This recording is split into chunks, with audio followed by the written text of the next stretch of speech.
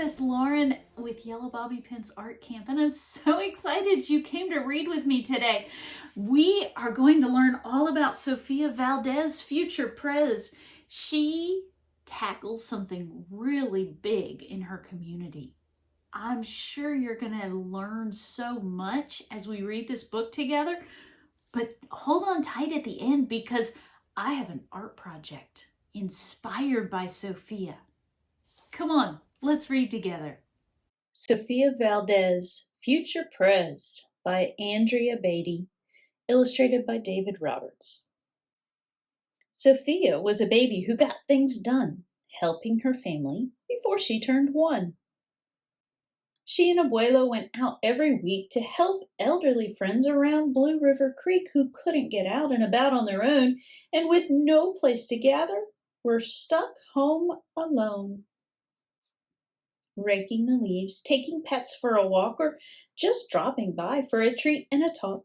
Sofia Valdez did as much as she could for her family and friends and her whole neighborhood. A dreamer, a doer, a real-life go-getter. Most people like good, but Sofia liked better. Each morning, Abuelo walked Sofia to class. They walked home again along Blue River Pass, making plans, munching cookies, Abuelo and girl, except for that Tuesday when Pup saw the squirrel with a howl. Pup took off, racing all through the town, over, under, beneath, and around. Sofia scrambled to try to keep up with the hollering man and the bellowing Pup. Up the squirrel ran to the top of a hill made of leftover junk for the local landfill. They reached the tip-top of that mountain of trash which jiggled and broke with an ear-splitting crash. Down they all tumbled and hit with a thud on a moldy old pumpkin surrounded by mud. "Ouch!" cried Abuelo, and he struggled to stand. "A dangerous mess," he said, grasping her hand. The next day, Sofia walked to school solo, but it wasn't the same without her Abuelo. "This is not right," declared young Sofia, who glared at Mount Trashmore and got an idea. The very next morning at dawn, she planted a sign at the front of the lawn. She stood back and smiled, and Pup gave a bark. "Get rid of Mount Trashmore. Let's build a new park." Each of her neighbors had something to say about benches and fountains and places to play. Meeting spots, gardens, a basket for bees, a rubber duck pond, and a kiosk for cheese. She drew every thought on her map of the park, which was perfectly perfect by a quarter till dark. She drifted to sleep in her soft, cozy bed. Then, bam! She woke up when a thought smacked her head. Her heart skipped a beat as she realized each one of her neighbors had said, "Let me know when it's done." They all thought Sofia could build it alone. But how could one girl do so much on her own? The weight of that thought made her tender heart ache. At night, thunder growled and she lay wide awake. Then dawn brought a storm and the gloomy sky wept and the heartsick Sofia finally slept. Abuelo baked cookies when Sophie got up. He gave her a bagful and sneaked one to Pup. He blinked back a tear as he hugged his Sofia. "For courage," he whispered. "Te amo, mi vida." Sofia's knees wobbled. She felt weak inside. She looked at his ankle and nearly cried. Though she didn't feel brave or courageous at all, Sofia Valdez went to face City Hall.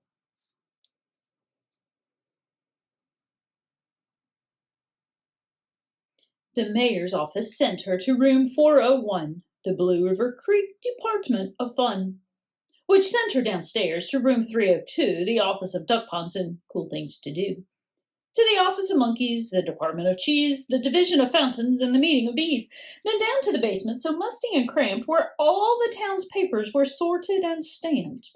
And that's where the clerk said what no one else did. You can't build a new park. You're only a kid. The words smacked Sophia deep down in her heart. Her plan was kiboshed before it could start. I think, said Sophia, I think the law's wrong. But her second grade voice didn't sound very strong. The clerk said, Clearly it cannot be done. Do you have any questions? Sophia said, One. If you were me and I was you and he was your grandpa, what would you do? Well, said the clerk. Then she said nothing at all. She thought and she thought. Then she sent out a call to every employee throughout City Hall. The entire government of Blue River Creek crammed into the office to hear Sophie speak. But her words jumbled up and her cheeks turned bright red as a dozen emotions rushed into her head. Her heart beat so loudly she thought it would crack. The crowd leaned in closer. Sophia leaned back. Then her arm brushed the edge of the old cookie sack. And that was the moment when Sophia first knew being brave means doing the thing you must do, though your heart cracks with fear, though you're just in grade 2. She took a deep breath, looked the mayor in the eye, and though her knees wobbled, she held her head high. Sophia started talking. She spelled out her plan and why it all mattered and how it began, and once she got rolling, she had lots to say about meeting spots, monkeys, and places to play, and other ideas for things they could do to help the town elders and other folk too. She had thoughts on the library, thoughts on the zoo, and perhaps a way to combine the two, and all right, cried the mayor, go start a petition. If the town wants a new park, we'll form a commission. So young Sophia got right to work with some help from her family and Pup and the clerk. Then others joined in. Not all, but a few. Like Miss Lila Greer and the kids in grade 2. There were hearings and surveys and taxes to figure, then bulldozers, cranes, and a blue bigger digger. They all built that park. That's how it got done. With the hard work of, by, and for everyone. But it began with the dream of one person, just one, who laced up her shoes and then led the way to help Blue River Creek get a new place to play.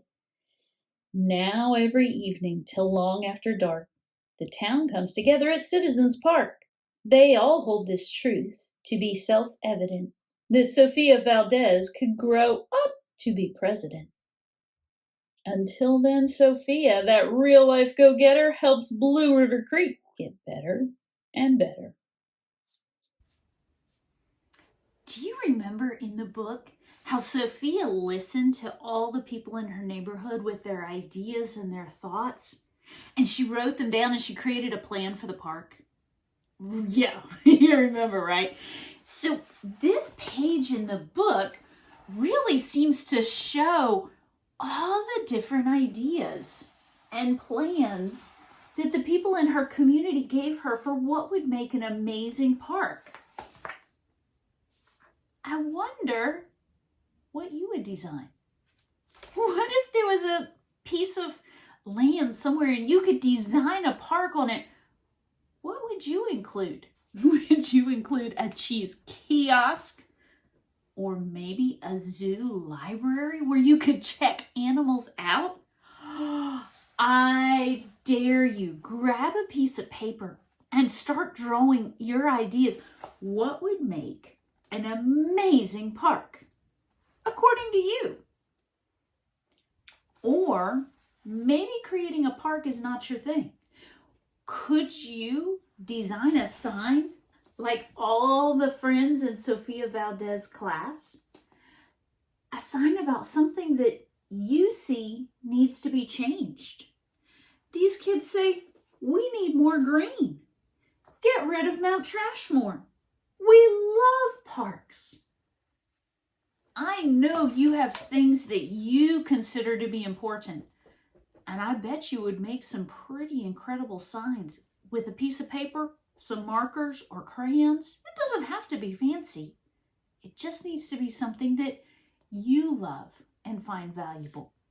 I hope that you'll subscribe, like, and I'll see you soon in another video.